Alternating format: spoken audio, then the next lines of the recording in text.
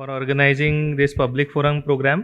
On behalf of CSI Vidarbh chapter, I welcome you all to this public forum program where we will take questions regarding heart failure और heart failure से related जो भी problems है उसके बारे में हम आपके जो भी क्वेश्चन है उनका जवाब देंगे। हमारे बीच डॉक्टर महेश फुलवानी, डॉक्टर शांतनु सेनगुप्ता और डॉक्टर काशिफ सैयद है जो इस फोरम में पार्टिसिपेट करेंगे। So over to you Khobragade sir. हमारे बीच में आज एक बहुत ही प्रोमिनेंट पर्सनैलिटी है जिनका हम स्वागत करना चाहेंगे। वह है डॉक्टर शांतनु सेनगुप्ता। ये इंडिया के सबसे यंगेस्ट हृदय रोग चिकित्सक है जिनको एमडी के अलावा डीएनबी और पीएचडी डिग्री मेडिकल साइंस में, वो भी कार्डियोलॉजी में, आज का जो विषय है हार्ट फेलियर, उसमें उन्होंने पीएचडी, वो भी कहाँ से, इंग्लैंड से, लंदन से प्राप्त की। तो उनका स्वागत करने के लिए मैं हमारे बहुजन हिताय संघ के बौद्धाचार्य आयुष्मान शांताराम जी रंगारी, इनको मैं रिक्वेस्ट करना चाहता हूं कि वो पुष्पगुच्छ द्वारा उनका स्वागत करें। और सेकंड, इनकी खुशी की बात है, इनके जो सुपुत्र है सुभान शांतनु सेनगुप्ता, जिनको 720 में से 720 मार्क मिले नीट एग्जामिनेशन में। कल उनका मैं टीवी पे देख रहा था तो मैं बाप से बेटा सवाई कैसा होता है। और इनके जो पिताजी थे, मेरे वरिष्ठ थे, मैं उनके साथ काम कर चुका हूँ, डॉक्टर सेनगुप्ता सर, जिनका सेनगुप्ता हॉस्पिटल है अमरावती रोड पे, और जो मानव सेवा में हमेशा कार्यरत रहते हैं। तो उनकी पूरी फैमिली ये मेडिकल साइंस को डिवोटेड है। Thank you doctor Sengupta sir for valuable time. हमारे दूसरे जो आज के वक्तागण हैं doctor Mahesh Phulwani. Mahesh Phulwani KM hospital के टॉप मोस्ट स्टूडेंट में से एक, ब्रिलियंट स्टूडेंट में से कहे जाते हैं। पहली बात तो केएम हॉस्पिटल में एडमिशन मिलना, डीएम कार्डियोलॉजी, वो भी डॉक्टर अमित होरा आज हमारे आए थे उनके बीच में। और इनका हॉस्पिटल आपने देखा होगा कि श्री कृष्ण हृदयालय, कितने सारे लोगों की उन्होंने जान बचाई है।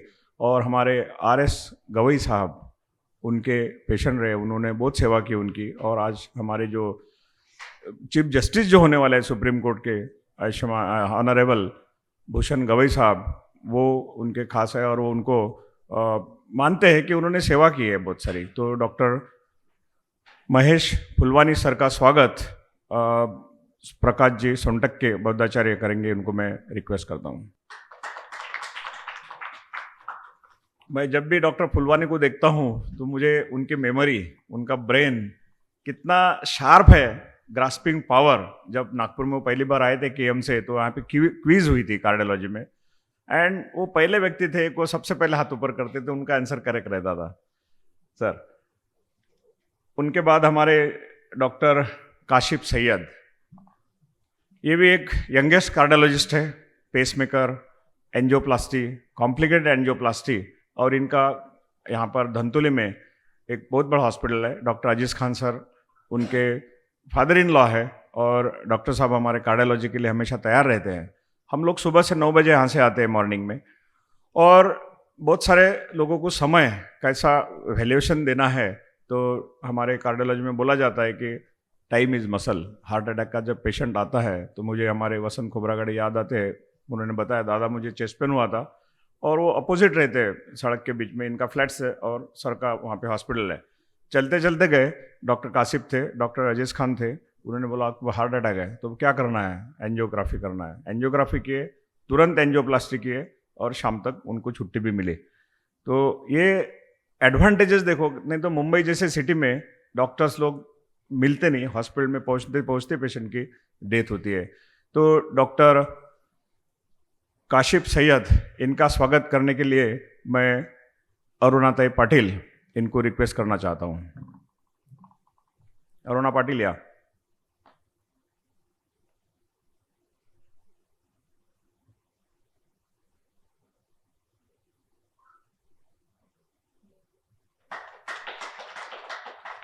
धन्यवाद। और आज हमारे जिनके कारण हम लोग यहाँ बैठे हैं, कार्डियोलॉजी सोसाइटी के सचिव डॉक्टर मनीष जुनेजा, इनका भी बहुत बड़ा हॉस्पिटल है धंतुली में, और ये इतने एक्टिव है, यंगेस्ट ये भी यंगेस्ट है कार्डियोलॉजी में, डीएम कार्डियोलॉजी, एमडी। और लास्ट टाइम भी आपने हमेशा हमारे लिए कुछ ना कुछ मार्गदर्शन करते रहते हैं, तो इनका स्वागत करने के लिए मैं संगीता ताई पांताव ने इनको रिक्वेस्ट करना चाहूँगा कि डॉक्टर मनीष जुनेजा, जिन्होंने आज ये हमारा हॉल उपलब्ध करा दिया हम लोगों के लिए।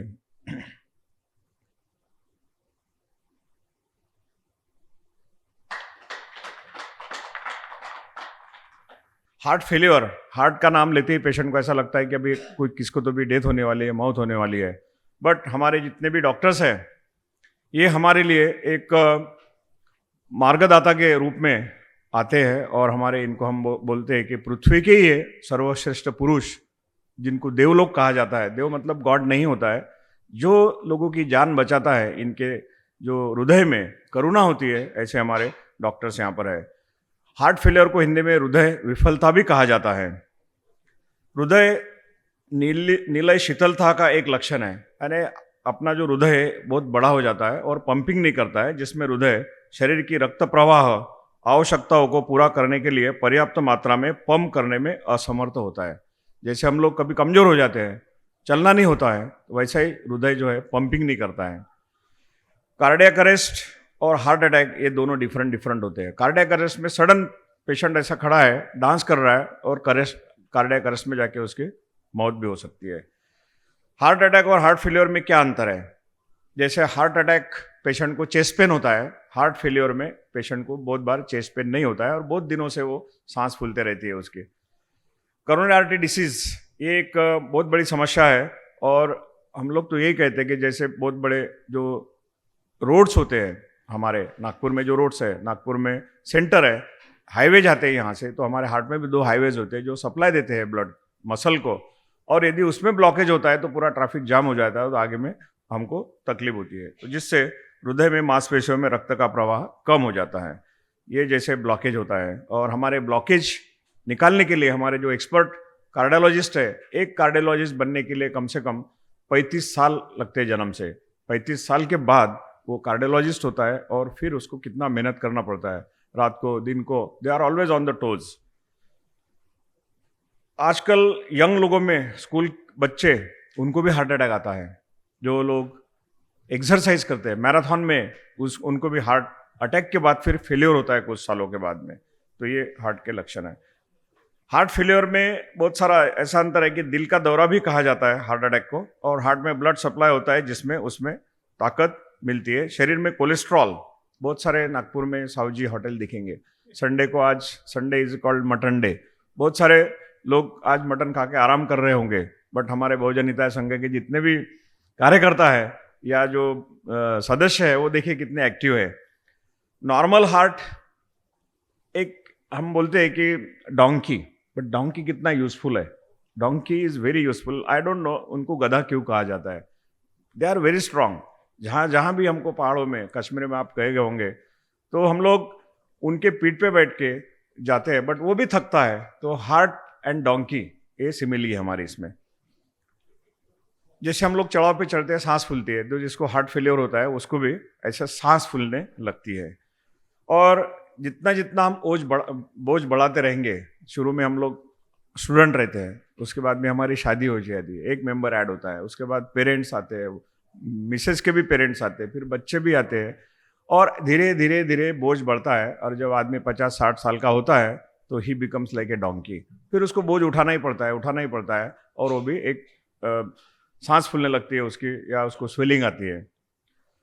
तो उसके लिए, उसका बोझ कम करने के लिए क्या क्या लक्षण, क्या क्या उपाय है, ये हमारे एक्सपर्ट लोग बताएंगे। और 1 in 4 deaths in India occur due to heart disease. Sudden cardiac arrest is a national public health crisis. जैसे हमारे कोरोना हुआ था, महामारी हुई थी, वैसे भी आजकल हार्ट अटैक में ऐसा पाया जाता है। तो 1000 people a day strike all ages, यानी एक दिन में कम से कम 1000 लोगों को हार्ट अटैक आ रहा होगा। एक आपने देखे होंगे कि हम लोग इनको सब लोग पहचानते हैं, राजू श्रीवास्तव, सबको हंसाते थे, और लेकिन 25 दिसंबर उनका जन्मदिन था, और 21 सितंबर 2022 में वो चले गए।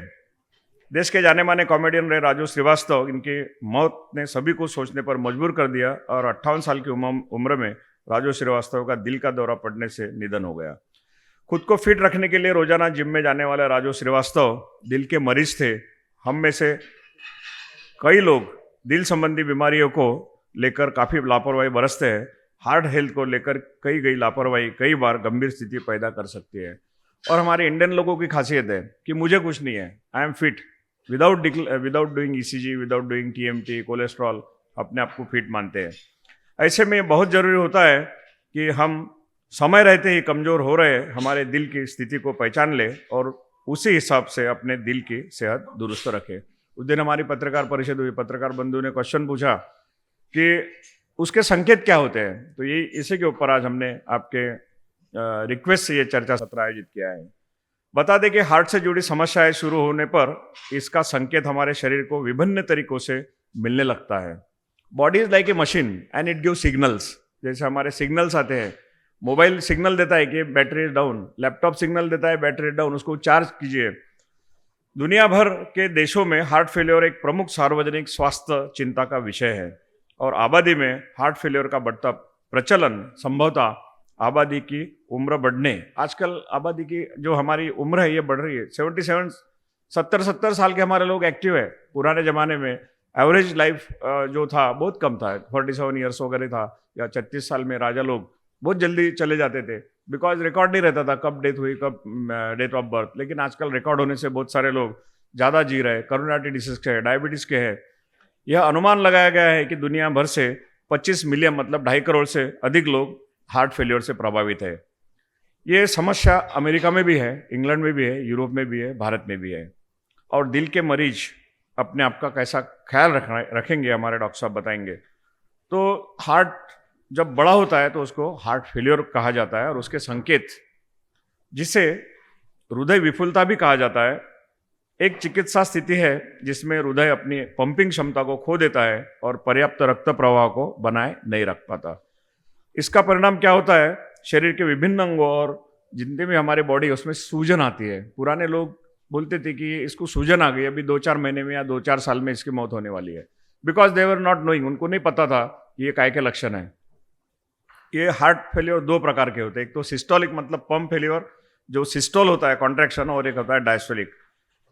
हार्ट फेलियर के संकेत और लक्षण बहुत सारे हैं, जैसे सांस फूलना, खांसी आना, या बहुत सारे लोग गार्डन में काम करते हैं या चलते चलते सांस फूलना, बैठना पड़ता है या सीढ़ी पे चढ़ते हैं तो सांस फूलती है उनकी, कन्फ्यूजन हो जाता है, नौशिया होता है, भूख नहीं लगती है उनको, खाने में इच्छा नहीं रहती, मूड ऑफ हो जाता है।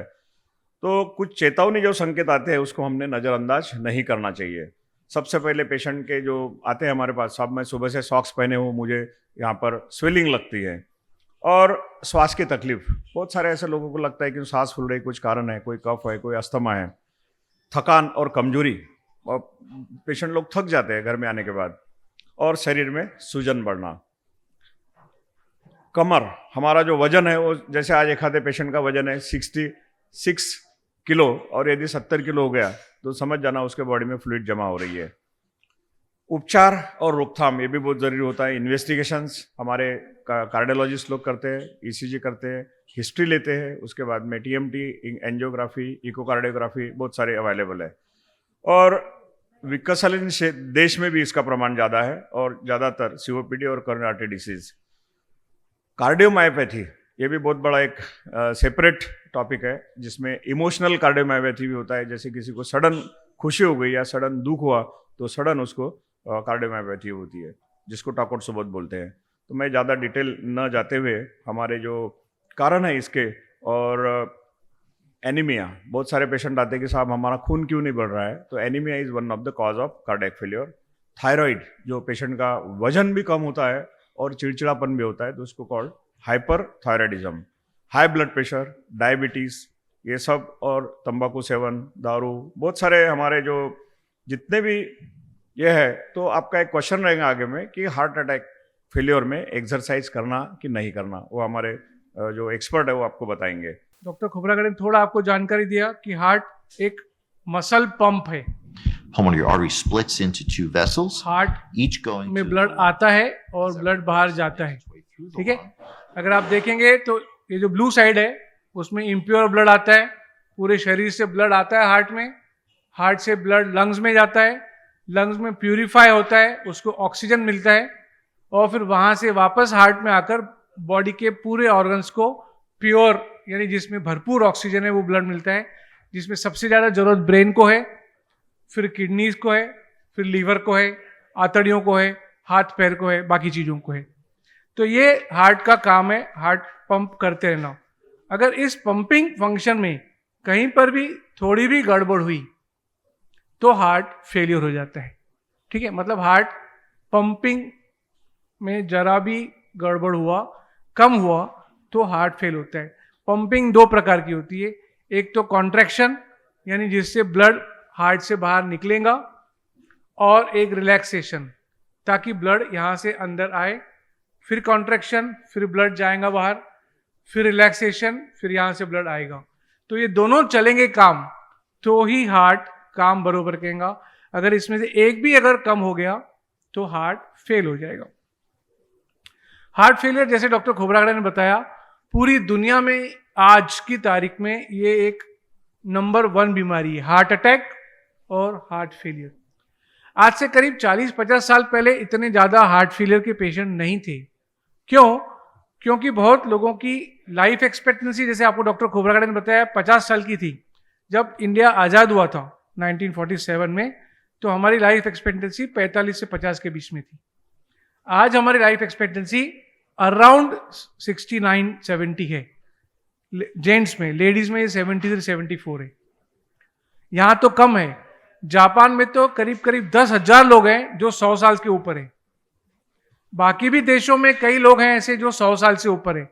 तो जैसे जैसे एज बढ़ता है हार्ट फेलियर की संभावना और उनके नंबर बढ़ते जाते हैं। आप देखो, इसमें कोई भी देश ऐसा नहीं है जिसमें हार्ट फेलियर का मेजर प्रॉब्लम नहीं है। उसका कारण ही यही है कि पहले हार्ट अटैक आता था, लोगों की डेथ हो जाती थी। अब हमने बहुत अच्छा इलाज कर कर हार्ट अटैक के पेशेंट को बचा लिया, लेकिन अब अगले 10-12 सालों में वो हार्ट फेलियर में आ जाते हैं, यानी उनका पंप वीक हो जाता है और उनको हार्ट फेलियर हो जाता है।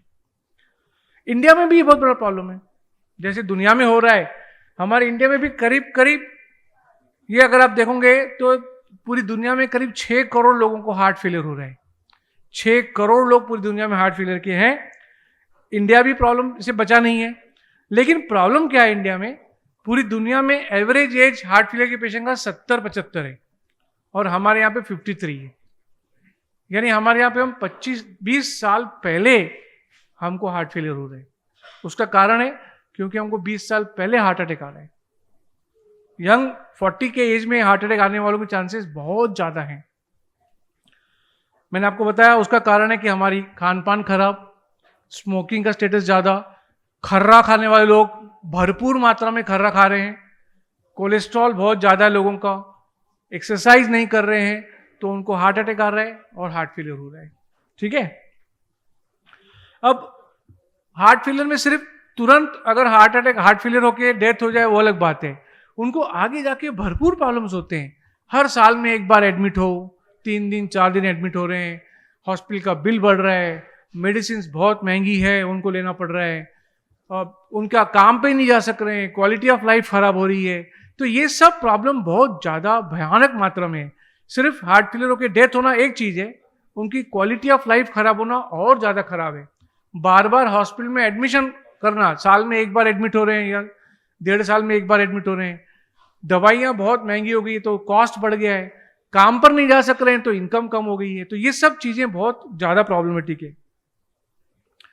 हार्ट फेलियर जो है वो एक कैंसर से भी खराब है। लोगों को लगता है कि कैंसर बहुत खराब है, उससे मर जाते लोग, लेकिन अगर आपको बताऊं तो 90% कैंसर से भी ज़्यादा हार्ट फेलियर की डेथ रेट है। एवरेज कैंसर में लोग जो जीते हैं वो 5 से 7 साल तक जीते हैं, लेकिन हार्ट फेलियर में एवरेज लोग 5 साल से कम जीते हैं। जैसे डॉक्टर खोबरागड़े ने बताया आपको, अभी पैर में सूजन आ गई, बुजुर्ग लोग कहते थे पैर में सूजन आ गई, ये 6-8 महीने में डेथ हो जाएगी। यानी जब हार्ट फेलियर हुआ तो डेथ बहुत जल्दी होती है। इसका लोगों ने स्टडी किया है कि 100 मरीज हैं अगर हार्ट फेलियर के, तो उसमें 50 मरीज की डेथ 5 साल के अंदर हो जाएगी। जो कैंसर से भी ज्यादा है। कई कैंसर में डेथ 10-10, 12-12, 15-15 साल तक नहीं होती है, लेकिन हार्ट फेलियर में ऐसा नहीं होता है। अगर जरा भी ट्रीटमेंट में सुस्ती करी तो डेथ तुरंत होने वाली है।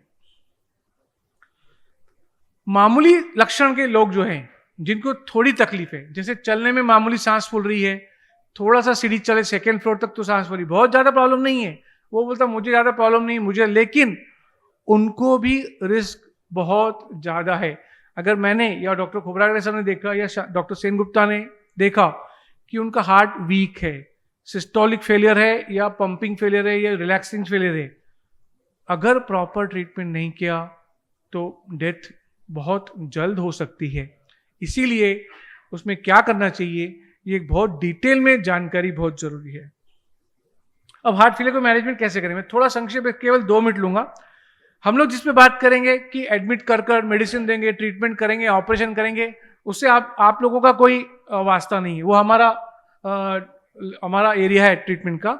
लेकिन जो कॉमन लोगों के लिए इंपॉर्टेंट बात है वो है हमने क्या करना चाहिए आपके लिए। जैसे मैं कहूंगा कि आपका हम इंप्रूवमेंट कैसे करें, रोज की दिनचर्या में आपको कैसे मदद की जाए, आपकी फंक्शनल कैपेसिटी, मतलब पहले आप बोलते थे कि मैं 200 कदम जाता हूं, नहा के आता हूं तो मुझे सांस फूलती है, लेटता हूं तो 1 घंटे बाद उठना पड़ता है, ये हम कैसे इंप्रूव करेंगे, आपकी क्वालिटी ऑफ लाइफ को कैसे इंप्रूव करेंगे, ऑफ कोर्स जान कैसे बचाएंगे, आपके आगे की जिंदगी को कैसे इंप्रूव करेंगे, वो एक बहुत इंपॉर्टेंट हमारा एरिया है जिस पे हम लोग फोकस करेंगे।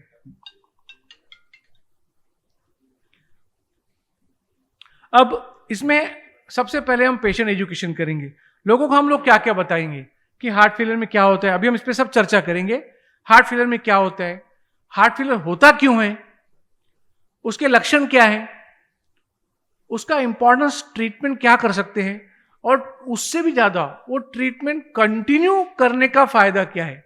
लोग बहुत बार आपने देखा होगा साल भर बढ़िया इलाज किया और फिर किसी कारणवश दवाई लेना छोड़ दिया, तो उसका क्या नुकसान है, लाइफस्टाइल को कैसे मॉडिफाई करेंगे और क्या करेंगे।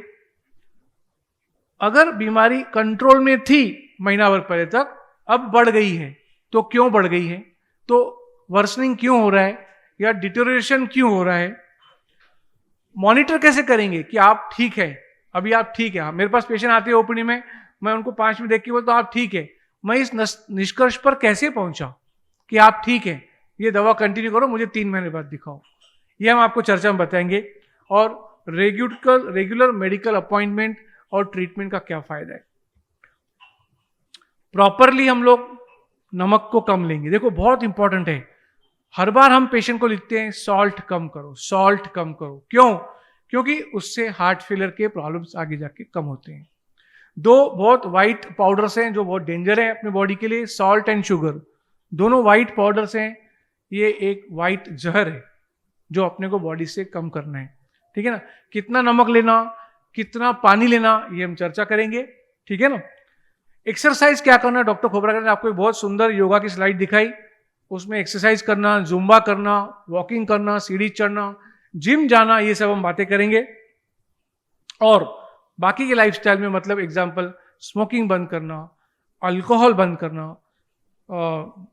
उनको होने वाले रिकरेंट प्रॉब्लम जैसे pneumonia, influenza, viral flu, Covid, ये सब के वैक्सीन लेने का, और उनका स्ट्रेस मैनेजमेंट करना, क्योंकि वो पेशेंट को डेफिनेटली, अगर मैंने कहा आपका हार्ट फेल हो गया है तो कितना स्ट्रेसफुल है, उसको स्ट्रेस को मैनेजमेंट करना, ये हम इस पर डिस्कस करेंगे। ऑफ कोर्स जो हम मेडिसिन देंगे उस पर हम ज़्यादा चर्चा बिल्कुल नहीं करेंगे, क्योंकि वो हमारा डोमेन है। हम प्रॉपरली उसमें जो 4 या 5 या 7 या 10 दवाइयाँ हैं वो हर मरीज को देंगे, लेकिन जो चीज़ें हम आपके साथ में चर्चा कर लोगों की क्वालिटी इंप्रूव कर सकते हैं वो हम डिस्कस करेंगे। मुझे आपसे पूछना है कि आप लोग रोज कितना चलते हैं, कितना कदम चलते हैं, कितने लोगों को मालूम है, बताइए सर। जो बैठ के बोलिए, बैठ के बोलिए। 24 घंटे में कितना चलते हैं आप? मैंने कितना 1000 कदम होता होगा मालूम नहीं, ठीक है। Anybody else? मुझे आइडिया नहीं है। कोई हाँ बोलिए सर, बैठ के बोलिए, बैठ के बोलिए। 10 से 11,000। ठीक है, और कोई? एनीबडी? हाँ सर बोलिए, जोर से बोलिए। Very good. Anybody else?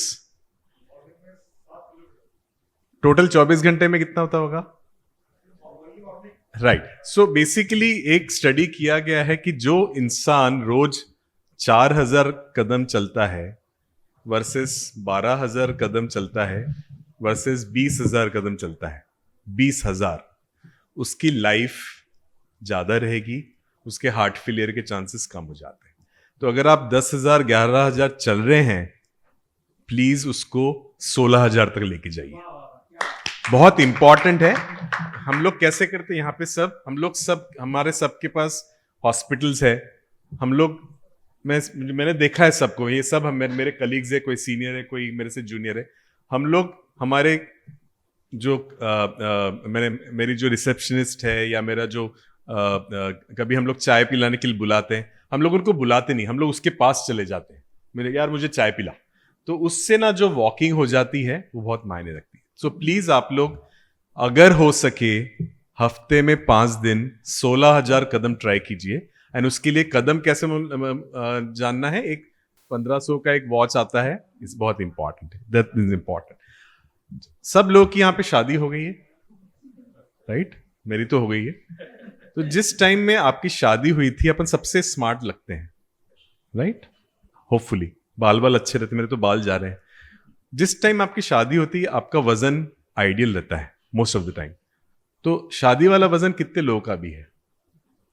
बहुत कम, राइट? शादी के ड्रेस में अभी अब फिट हो सकते हैं क्या? बहुत डिफिकल्ट होता है. क्योंकि क्या होता है कि इंडियन मेल्स हमारा ये बढ़ता है और फीमेल्स का ये बढ़ता है. एंड सबसे प्रॉब्लमेटिक चीज उसके लिए क्या होता है? फुलवानी सर ने बोला 2 वाइट जहर, white sugar and white salt.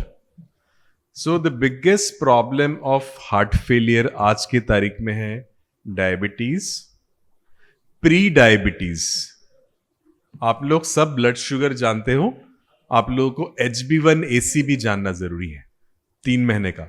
वो HB1AC आपका 5.8 के नीचे रहना चाहिए. 6.1 भी नहीं बात कर रहा हूं मैं. सो ये कम हो जाएगा आपका शुगर. अगर आप बंद कर दे, अगर आपको डायबिटीज नहीं है, अगर आपको हार्ट फेलियर नहीं है, प्लीज आज से शुगर खाना बंद कर दीजिए.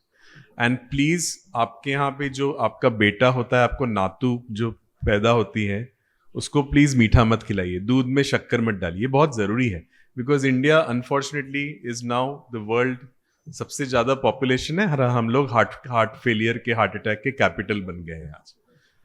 तीसरी बात है कैसे हम, ये सब मैं प्रिवेंशन बता रहा हूं, दवाई तो हम दे देंगे आपको. तो आपको क्या चीज है जिससे आप ये सब चीज बचा सकते हैं हार्ट फेलियर? वो है हर इंसान ने heart failure with reduce ejection fraction, जो हार्ट अटैक के बाद आता है, वो हार्ट अटैक कैसे प्रिवेंट करेंगे? आपका कोलेस्ट्रॉल जान के. कोलेस्ट्रॉल जो कि उसमें भी लिपिड प्रोफाइल, बहुत से हम लोग ब्लड टेस्ट देखते हैं कि पेशेंट हमारे पास खाली टोटल कोलेस्ट्रॉल लेके आता है. सर ये मेरा शुगर है, मेरा कोलेस्ट्रॉल नहीं. टोटल कोलेस्ट्रॉल नहीं, एक चीज होता है LDL. आज की तारीख में एक लिपिड एसोसिएशन ऑफ इंडिया ने 2 महीने पहले गाइडलाइंस चालू की है कि इंडियन मेल्स ने अपना लिपिड प्रोफाइल 18 साल की उम्र में पहले बार करना चाहिए. 18 साल की उम्र में. डॉक्टर फुलवानी सर 22 साल की उम्र के बच्चे का एंजियोप्लास्टी करके आए हैं. 22 साल का लड़के को आज हार्ट अटैक आ रहा है. हार्ट अटैक आने के बाद हार्ट फेलियर हो जाता है, पंपिंग कमजोर का. तो LDL 18 साल की उम्र में हो जाना चाहिए. और एक चीज है, एक लाइपोप्रोटीन जो 20 साल की उम्र में पहला होना चाहिए.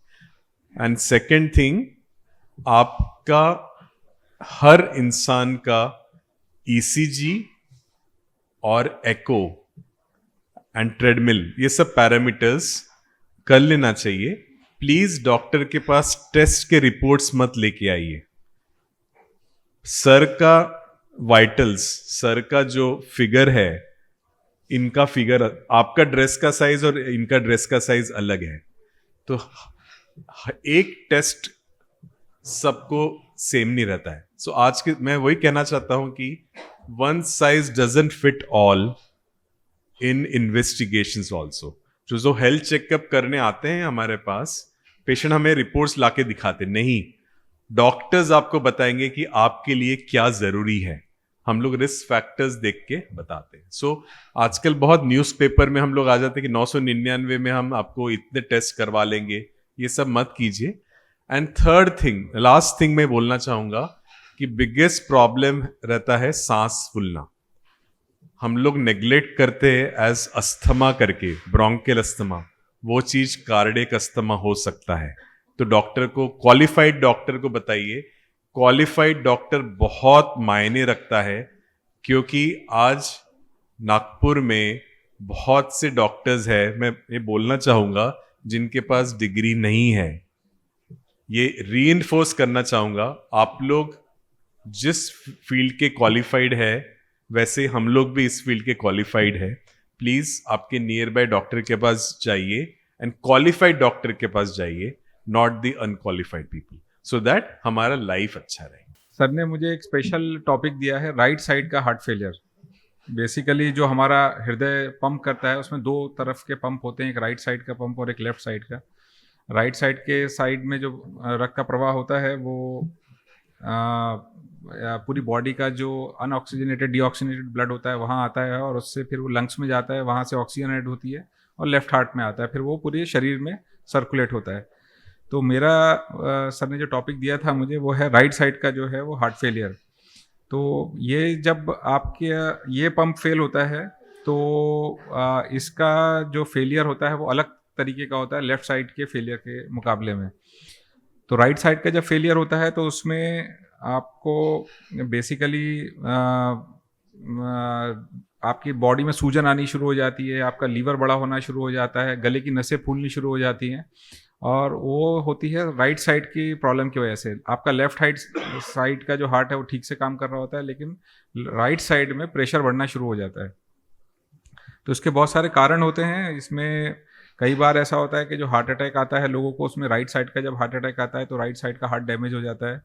कई लोगों को हाई ब्लड प्रेशर रहता है, और कई बार जो फेफड़े की बीमारियां होती हैं, जैसे किसी के बहुत सिगरेट पीते हैं जो लोग, उनको COPD करके बीमारी होती है, तो फेफड़े के अंदर प्रेशर बढ़ता है, तो राइट साइड का हार्ट जो है फेफड़े से कनेक्टेड होता है, तो फेफड़े की बीमारियों से राइट साइड का जो हार्ट है वो फेल होना शुरू हो जाता है। तो इसके सिम्टम्स मैंने आपको बताया कि इसमें पैरों पे सूजन और आपकी पूरी बॉडी पे मतलब पेट में पानी भर जाना, हार्ट की अंदर पाल्पिटेशंस होना, ये सारे सिम्टम्स इसके राइट साइड के हार्ट के होते हैं। तो इसमें इसकी खासियत ये होती है कि जब भी आप सवेरे सो के उठता है पेशेंट तो उसके पैरों पे खूब सूजन होती है, और वो उसका सांस रात को सोते समय फूलता है। जब ये आपके लीवर और स्टमक वगैरह में जब ये सूजन आती है तो पेशेंट को खाना, भूख लगना, ये सब भी कम होता जाता है। तो राइट साइड के जो सिम्टम्स होते हैं उसमें ये सिम्टम्स बहुत प्रोमिनेंट होते हैं। तो इनके सिम्टम्स के अगर किसी को ऐसे सिम्टम्स आ रहे हैं तो उनको फ़ौरन अपने कुछ टेस्ट कराने चाहिए, और उन टेस्ट में सबसे इम्पॉर्टेंट जो हैं, जो हार्ट के टेस्ट हैं, इकोकार्डियोग्राफी होती है, ECG होता है, इन सब की जांच करानी चाहिए और एक परामर्श करना चाहिए कार्डियोलॉजिस्ट से। ये सारे टेस्ट हैं जो करे जाते हैं हार्ट फेलियर के लिए, लेकिन अब सबसे सही ये है कि आप अपने कार्डियोलॉजिस्ट के पास जाएं और ये सिम्टम्स अगर आपको आ रहे हैं तो उससे उनकी जांच करवाएं।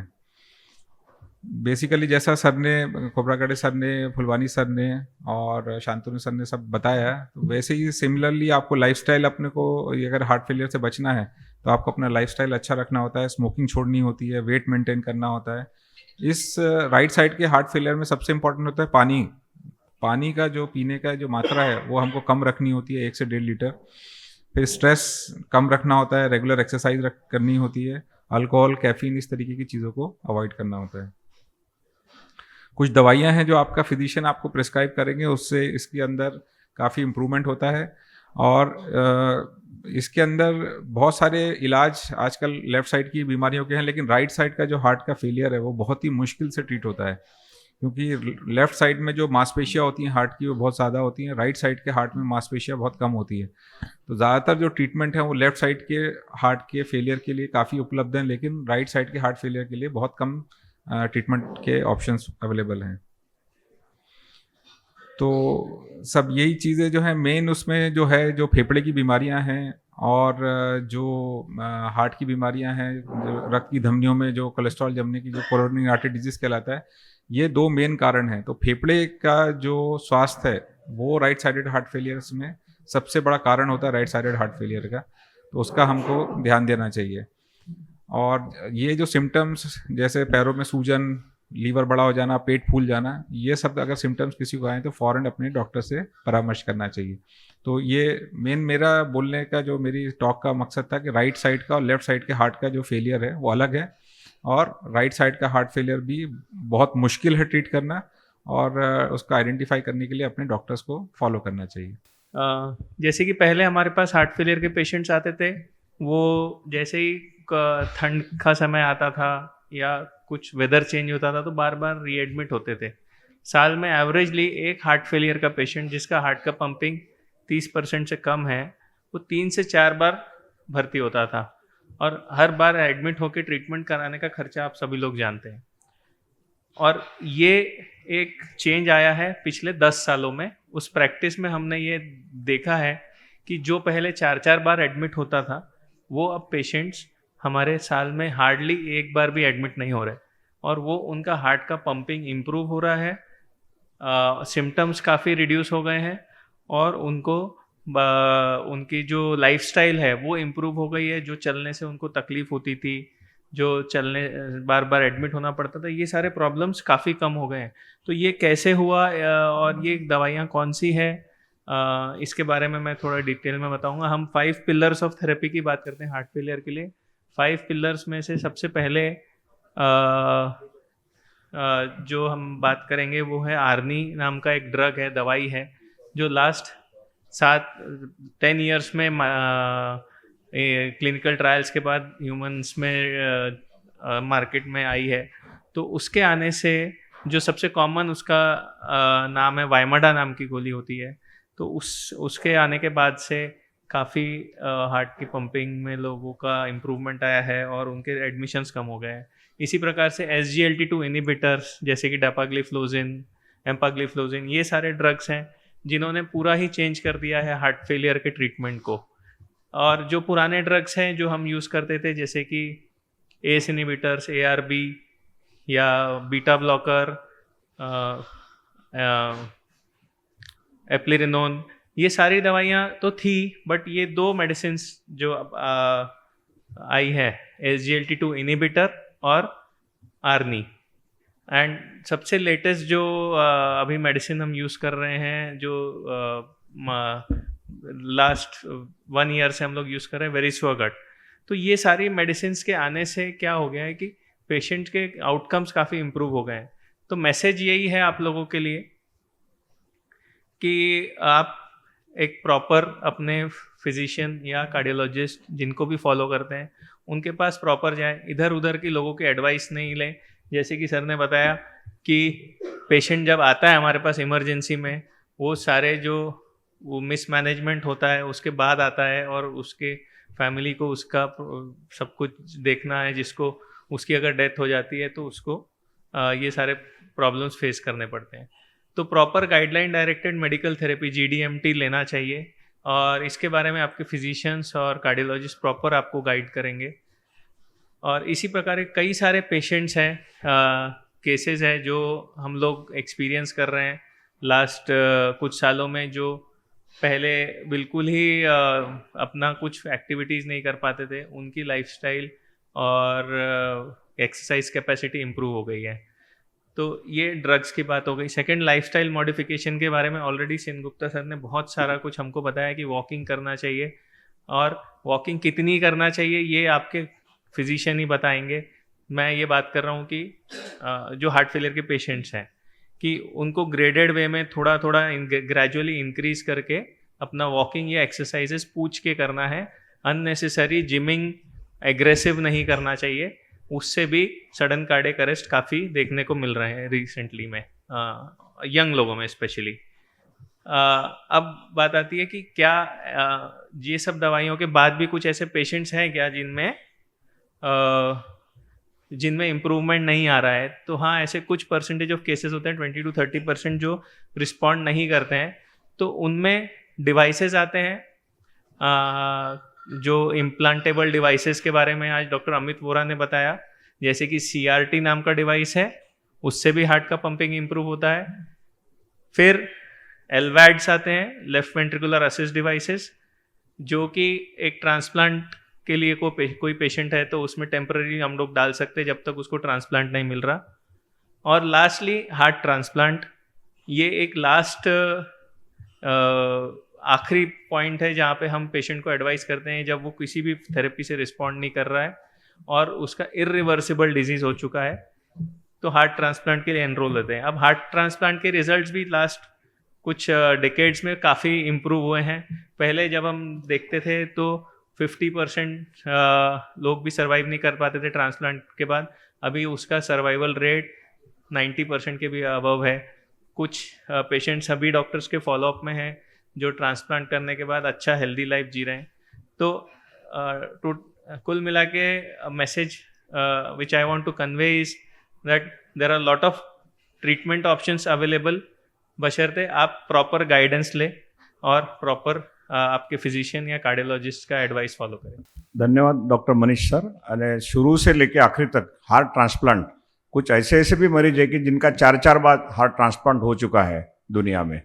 और हमारे नागपुर के एक हार्ट ट्रांसप्लांट सर्जन है जिनका नाम है वैद्यनाथ, जो IGMC से MBBS किए, बाद में चंडीगढ़ एम्स और अभी वहाँ पे केरला में प्रैक्टिस कर रहे हैं। तो हार्ट ट्रांसप्लांट की नौबत नहीं आना चाहिए क्योंकि उसका खर्चा करोड़ों में है और हार्ट ट्रांसप्लांट के लिए डोनर भी चाहिए हमको।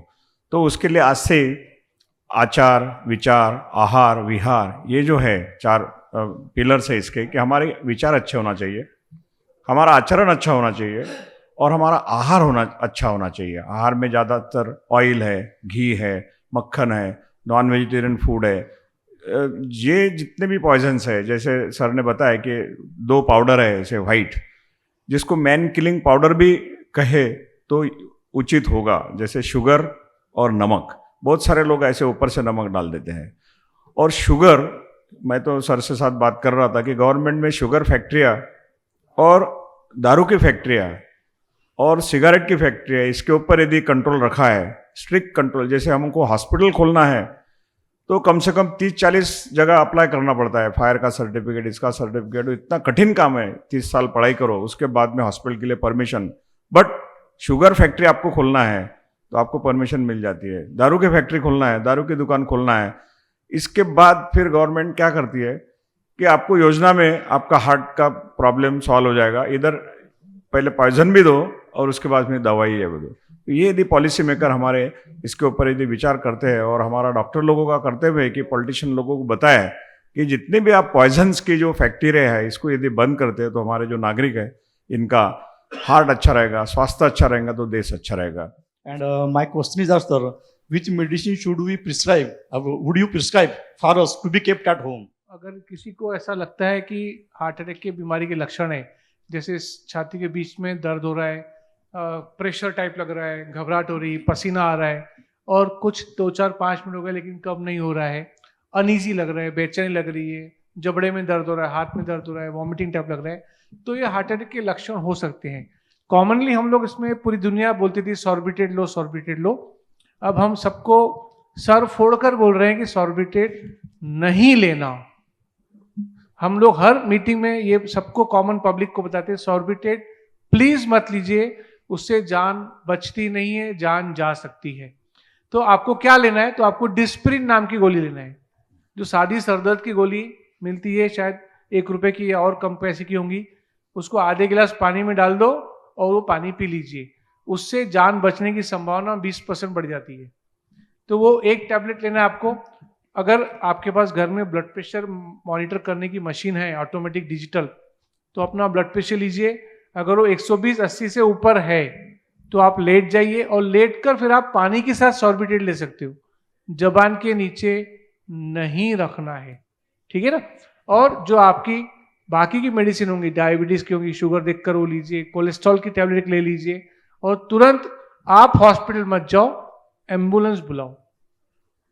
कई बड़े बड़े हमारे मित्र डॉक्टर्स, मेरा जूनियर डॉक्टर, मेरा फ्रेंड कार्डियोलॉजिस्ट जो बहुत अच्छा टीचर था, इसी चक्कर में डेथ हो गई कि वो टाइम से हॉस्पिटल नहीं पहुंच सका।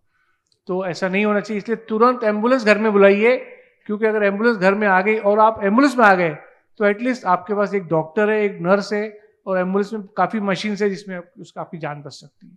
तो आपको क्या करना है, डिस्प्रिन लेना है, ब्लड प्रेशर मेजर करना है, कोलेस्ट्रॉल की टैबलेट आप ले लीजिए अगर आपके पास है तो, जो भी टैबलेट आपके पास कोलेस्ट्रॉल की ले लीजिए, डिस्प्रिन, कोलेस्ट्रॉल की टैबलेट, ब्लड प्रेशर, वो अगर नॉर्मल है तो सॉर्बिटेट, वो भी पानी के साथ लेट कर, ठीक है।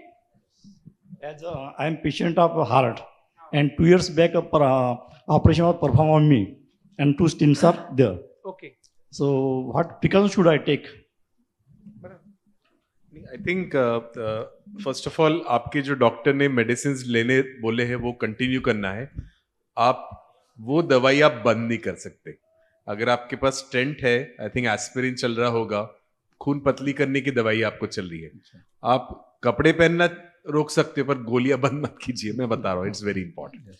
सेकेंड थिंग, अगर कभी अनइजीनेस हुआ, कुछ भी लगा, तो आप इमीडिएटली डॉक्टर के पास चले जाइए, वजन मत बढ़ने दीजिए। एंड आपके डॉक्टर ने आपका हार्ट का पंपिंग देख के आपको एक्सरसाइज करने बताया होगा, जैसे doctor Juneja was telling that graded exercise is very important. तो हम लोग जनरली जो हार्ट के मरीज होते हैं उनको बोलते हैं कि डेली 30 या 40 मिनट हफ्ते में 5 दिन वॉक कीजिए। So you should do continuous regular walking. And सबसे इंपॉर्टेंट, लाइफ में स्ट्रेस मत लीजिए कोई भी चीज का। नहीं, स्ट्रेस तो आता ही है सर, तो वो कैसा काम करना है? अपनी वाइफ के साथ में हैप्पीली रहिए। Yes sir, hi sir. पत्नी के साथ रहेंगे तो ज्यादा खुश रहेंगे। अच्छा। एक्सरसाइज करेंगे डेली हाँ। 45 से 50 minute. Diabetes, blood pressure control करेंगे। कोलेस्ट्रॉल की टैबलेट बिल्कुल बंद नहीं करेंगे। स्मोकिंग, तंबाकू, खर्रा, गुटखा बिल्कुल नहीं लेंगे। और 45-50 मिनट एक्सरसाइज करेंगे। वजन नहीं बढ़ने देंगे। डाइट का एक चार्ट मिलाऊंगा आपको, वो रिलीजियसली फॉलो करना है, जिसमें सबसे इंपॉर्टेंट फिर से वो 2 man made powders, S sugar, S salt, दोनों को आपको कम रखना है। आपका कोलेस्ट्रॉल का एलडीएल, ये नया आया है कि एलडीएल आप 30 से कम रखिए। तो आई थिंक आपके डॉक्टर, आई थिंक कोई आपके कार्डियोलॉजिस्ट ही होंगे, उनको लिपिड प्रोफाइल का रीसेंट रिपोर्ट दिखा दीजिए, वो बता देंगे आपको। तो मुझे ये पूछना था कि कभी किसी को यानी ऐसे बीपी है, शुगर है, हाइपोथायराइडिज्म है, एक से ज़्यादा बीमारियां है और वो दीर्घकाल से दवाइयाँ ले रहे हैं, तो उसका भी कुछ इफेक्ट होता है क्या वो पेशेंट पे, हार्ट पे? यानी कभी भी किसी बीमारी का खतरा और इलाज का फायदा, इसको कंपेयर करके ही ये वो दवाइयाँ मार्केट में उतरती हैं। अगर आप बीपी की दवाइयाँ नहीं खाएंगे तो बीपी की बीमारी से आपको ज़्यादा नुकसान पहुंचने की चांसेस है। बीमारी के साइड इफ़ेक्ट्स और बीमारियों के जो इफ़ेक्ट्स हैं वो ज़्यादा बड़े होते हैं टैबलेट्स या ट्रीटमेंट के साइड इफ़ेक्ट्स से। और जब तक वो बेनिफिट नहीं दिखता है क्लिनिकल ट्रायल्स में, तब तक वो दवाइयाँ मार्केट में भी नहीं आती हैं।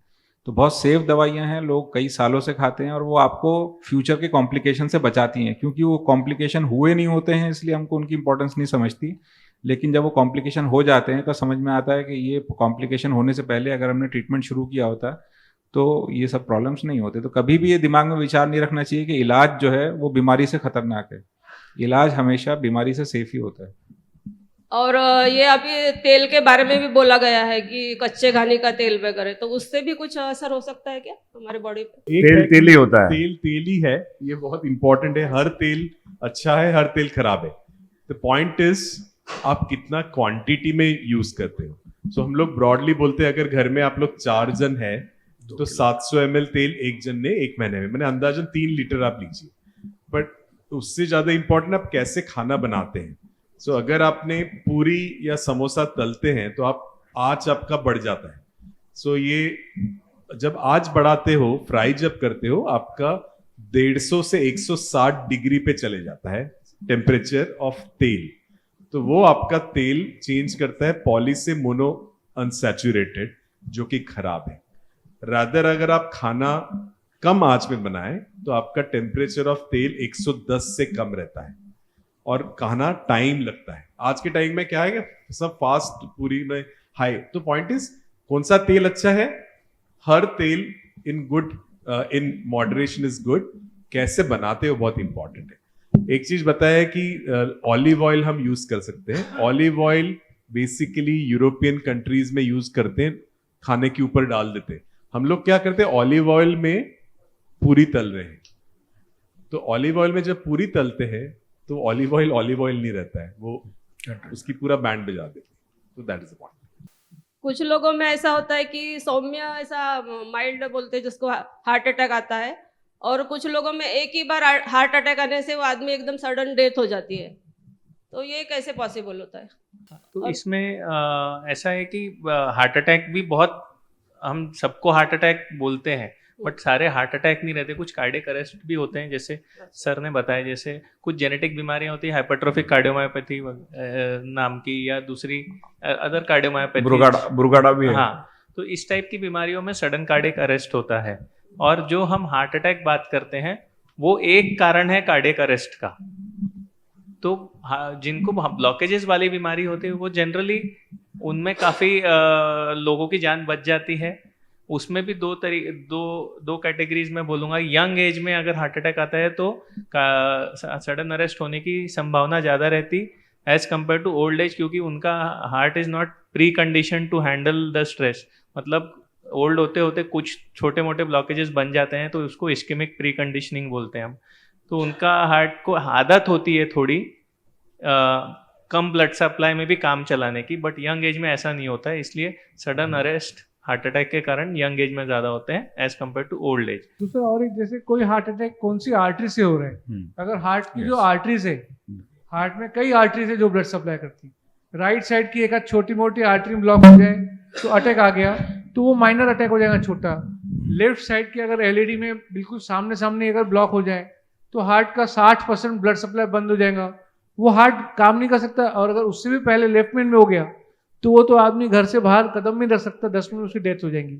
तो हार्ट अटैक कौन से आर्टरी में ब्लॉक आने के कारण आता है, उससे भी निर्भर करता है कि वो आदमी बचेगा या नहीं बचेगा। सो बेसिकली हार्ट अटैक क्या है? कितने लोगों को चेहरे पे जब अपन यंग थे फुंसी हुई है? सबको हुई है ना, पिंपल्स जब बढ़ता एक जगह फूट जाता है, तो समझिए वही पिंपल का चीज अपने आर्टरी के अंदर जम रहा है। जिस दिन वो फूटा वो आर्टरी बंद, उसको बोलते हैं हम लोग प्लाक रप्चर, बैंड बज गई।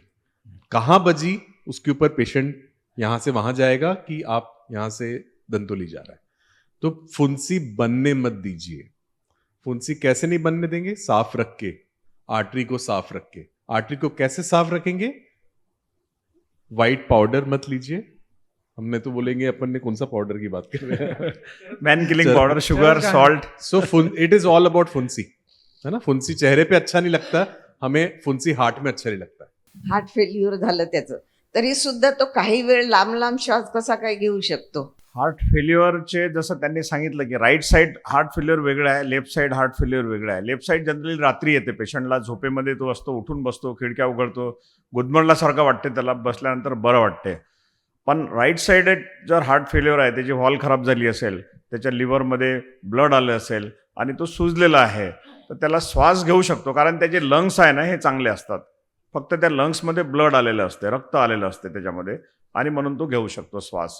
हार्ट फेल्युअर हे क्रॉनिक आहे आणि ॲक्यूट आहे. जसं एकदम सडन, आता इथे कोणी बसलाय, 10 मिनिटाच्या नंतर त्याला एकदम श्वास लागला, घाम आला, पांढरा पडला, तो that is called as acute heart failure. आणि क्रॉनिक नाही, माझं म्हणणं हे आहे की त्याला आपण जी ट्रीटमेंट देतो हार्ट फेल्युअरच्या आधी, तर ती ट्रीटमेंट म्हणजे त्याला इंजेक्शन लावा, हे करा, त्यांनी सुद्धा चांगलं होऊ नाही शकत का? नाही, त्याचा कोणत्या स्टेजमध्ये आला तो डॉक्टरकडे, म्हणजे त्याची स्टेज कोणती आहे? 4 स्टेजेस आहेत त्याच्यामध्ये. तर जो जर 4थ्या स्टेजमध्ये आला असेल तर त्या 4थ्या स्टेजमध्ये त्याला रिकव्हरी होणे, म्हणून त्यांनी सांगितलं की त्याला डिव्हायसेस लावा, लेफ्ट व्हेंट्रिक्युलर असिस्टेड डिव्हाइस लावा.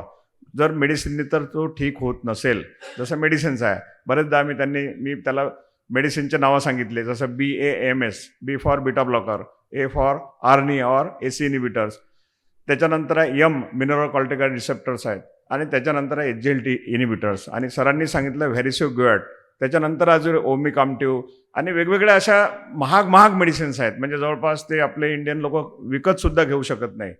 एवढं झाल्यानंतर सुद्धा पेशंटला आराम नाही, तरी त्याला श्वास फुलतो आहे, तर त्याच्यासाठी आम्ही त्याला वेगवेगळे डिव्हायसेस लावतो, त्याला लेफ्ट व्हेंट्रिक्युलर असिस्टेड डिव्हायसेस लावतात.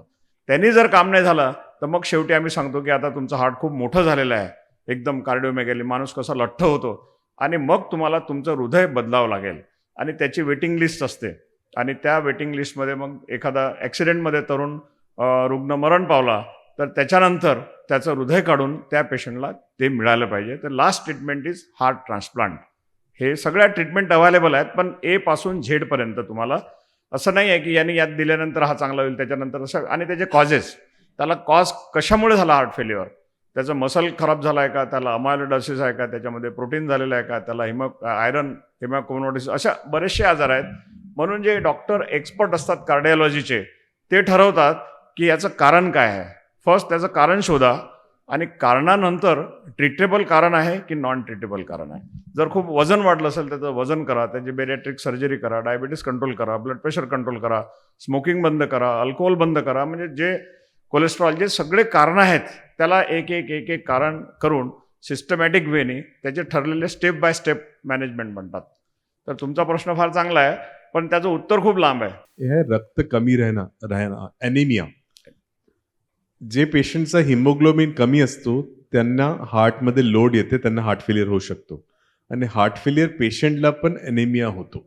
तर हे ट्रीटेबल कंडिशन आहे आणि रिव्हर्सिबल कंडिशन आहे, हे आपल्याला माहीत राहिलं पाहिजे. ज्याप्रमाणे यंग वयामध्ये हार्ट अटॅक येतो, तसंच यंगमध्ये हार्ट फेल्युअर होऊ शकते. हो, ते हार्ट फेल्युअर हे कॉम्प्लिकेशन आहे. हार्ट अटॅक हे कारण आहे.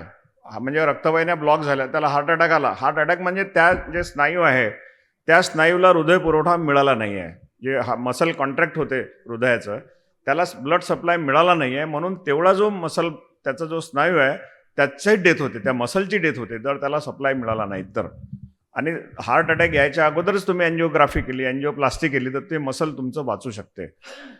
हा एक महत्त्वाचा आहे. आणि यंग पेशंटला त्याचं कारण काय आहे ते शोधणं जरूर आहे. आणि यंग पेशंट आजकाल डान्स करताना किंवा कुठे कार्यक्रमामध्ये धावताना सडन डेथ होते. त्याच्यामध्ये त्याचा इलेक्ट्रिक सप्लाय कसा आहे, इलेक्ट्रिक सप्लाय आणि ब्लड सप्लाय आणि मसल्स, ह्या 3 गोष्टी महत्त्वाच्या असतात. आणि पंपिंग कपॅसिटी, जसं तुमच्याकडे पाण्याची मशीन आहे, पंप आहे विहिरीच्या आतमध्ये, पण ते विहिरीचा जर त्या पंपमध्ये जर काही बिघाड झाला असेल तर तुम्ही आधी वायरिंग चेक करता, त्याच्यानंतर त्याचा व्हॉल्व चेक करता आणि मग त्याच्यानंतर त्याची क्षमता चेक करता. माझे आई वडील म्हणजे 78 आणि 88 वर्षाचे आहेत. त्यांना दोघांनाही इकोस्प्रिन चालू आहे. पण आता नवीन असं आम्ही ऐकत आहे की डी प्रिस्क्रिप्शन हे चालू आहे. आजकाल जिरियाट्रिक सोसायटीवाले म्हणतात की जास्त दिवस औषध द्यायचं नाही. इकोस्प्रिन हे औषध कोणत्या वयापर्यंत देऊ शकतो हे मला विचारायचं आहे. फॉर एग्जांपल किसी को हमने शुरू किया था कि उनका हार्ट इरेगुलर था और हम लोग कोई कारण से क्लॉट प्रिवेंट करना चाहते थे और कुछ बहुत बड़ी बीमारी नहीं थी, तो इकोस्प्रिन शुरू किया और 1.5 साल बाद में हमको लगा कि कोई इशू नहीं है, बंद करते हैं. लेकिन किसी को अगर हार्ट अटैक आया है या पैरालिसिस हुआ है, हार्ट अटैक या पैरालिसिस, तो इकोस्प्रिन बंद नहीं कर सकते. अगर किसी कारणवश बंद करना है, जैसे कि अगर पेट में अल्सर हो रहा है, छाले बन रहे हैं, खून की उल्टी हुई है या लैट्रिन में ब्लड गया है, तो हम लोग इकोस्प्रिन बंद कर उसके बदले में दूसरा खून पतला करने का मेडिसिन देंगे जिसको हम लोग क्लोपिडोग्राल कहते हैं. तो या तो इकोस्प्रिन या क्लोपिडोग्राल, दोनों में से कुछ न कुछ एक मेडिसिन चलते रहेंगी, क्योंकि जो बेसिक कारण था जिसके कारण टैबलेट शुरू हुई थी, हार्ट अटैक या लकवा, वो दोनों फिर से नहीं होना चाहिए क्योंकि वो घातक हो सकता है. इसीलिए जिस कारण से शुरू किया गया था वो कारण इम्पॉर्टेंट है, तो लाइफ लॉन्ग लेना पड़ेगा. अगर वो माइल्ड था, वो अगर करेक्ट हो गया है, क्योर हो गया है, तो फिर ये बंद होता है. कौन सी एज में बंद करना चाहिए फिर ऐसे? नहीं, अगर जैसे मैंने बात कि अगर जैसे किसी को ट्रांजिएंटली एट्रियल फिब्रिलेशन हुआ था और हमने देखा कि यंग पर्सन है, कुछ दिन तक, या फिर पैर में खून क्लॉट हुआ था और उसको हमने मेडिसिन देके ट्रीट कर दिया और एस्पिरिन दिया, फिर 3 महीने 6 महीने बंद कर देते हैं. लेकिन अगर हार्ट अटैक और लकवे के कारण शुरू हुआ है तो वो बंद नहीं होता है. Post Covid sudden cardiac arrest के प्रॉब्लम्स काफ़ी बढ़े हैं. इन कॉमन लोगों में perception, I don't know about doctors. कुछ सेलिब्रिटी हुई या जिम करते करते उसकी डेथ हो गई या ये हो गया. So I want to know your all opinion about that. और ये इसके कारण जो post Covid because of vaccine और वॉट एवर मेजर कुछ क्लॉट्स या बढ़ रहे, तो उसके लिए इकोस्प्रिन बहुत लोगों ने चालू कर दिया या लेना है, तो इसके ऊपर आपकी थोड़ी राय बताइए please. Long Covid syndrome define किया गया, ये बहुत से इसमें लैंडसेट एंड बहुत से इसमें आया है, लास्ट जो अपना पैंडेमिक हुआ उससे 1.5 साल तक उसको ड्यूरेशन को लॉन्ग कोविड, एंड उस दौरान काफी लोगों को हार्ट के प्रॉब्लम्स आए थे. Yes, Covid was thought to be one of the problems indicator. Regarding vaccine को बहुत बड़े randomized trials में बताया गया है कि वैक्सीन से कुछ प्रॉब्लम्स नहीं आए, एक्सेप्ट फॉर एक वैक्सीन जिसमें एस्ट्राजेनिका वाज implicated, बट वो भी बहुत डाउट है. बट यस, लॉन्ग कोविड के कारण हार्ट के प्रॉब्लम्स बड़े थे. बट आई थिंक नाउ हम लोग 2.5 साल हो गया, करेक्ट, 2002 वाज, अभी नहीं है, it is not any more. मेरे को ये पूछना था कि जैसे तलुओं में, पैरों के तलुओं में जो जलन होती है या सुई चुभे जैसे लगता है या कान में आवाज आता है, वो भी हार्ट में कुछ खराबी होने से होता है कि और अन्य कुछ कारण है उसमें? जनरली ये सिम्टम्स डायबिटिक्स में रहते हैं, जिनको पेरिफेरल न्यूरोपैथी, मतलब जो डायबिटीज का असर नसों पे होता है उसके कारण से सिम्टम्स आते हैं. हार्ट का स्पेसिफिक सिम्टम नहीं है. Doctor Mahesh Phulwani sir, doctor Shantanu Sengupta sir, doctor Manish Juneja sir, doctor Kashif Syed sir आणि डॉक्टर शंकर खोबरागड़े सर, इन्होंने सभी ने हार्ट फेल्यूर कैसा होता है इसके बारे में बहुत अच्छा आपने को बताया, और जब जब प्रोग्राम होते हैं उस समय भी बहुत अच्छा बताया. हार्ट फेल्यूर क्या होता है सबको मालूम हो गया अभी. इसके लिए मैं ज़्यादा समय नहीं लेते हुए कार्डियोलॉजी सोसाइटी ऑफ इंडिया और बहुजन हिताय संघ, इनके तरफ से उनको सबके तरफ से मैं धन्यवाद देना चाहता हूँ, इनके आभार भी व्यक्त करता हूँ.